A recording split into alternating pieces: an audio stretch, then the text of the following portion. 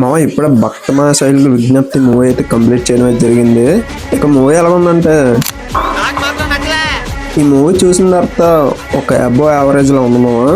ఇక movie story ఏంటంటే నేను చెప్పాల్సిన లేదు, ఆల్రెడీ ట్రైలర్ లో మీరు చూసే ఉంటారు. కనిపించేది మీరు ఇంతవరకు చూడనిది, కానీ ఎప్పుడో చూసామే ఒక 30-40 ఏళ్ల క్రితం అన్నట్టుంటుంది.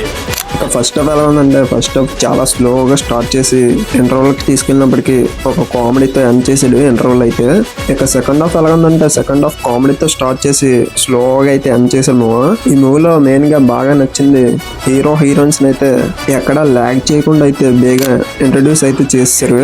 అదైతే చాలా బాగుంది. ఇక మూవీ నెగిటివ్ ఏంటంటే, ఫస్ట్ హాఫ్ అయితే చాలా ల్యాగ్ ఉంది, సెకండ్ హాఫ్ కూడా క్లైమాక్స్కి వచ్చేటప్పటికి ల్యాగ్ అయితే చేసాము. అదొకటి నచ్చలేదు బాగా. మెయిన్ గా కామెడీ కూడా అంతగా వర్కౌట్ అవ్వలేదు ఈ మూవీలోని.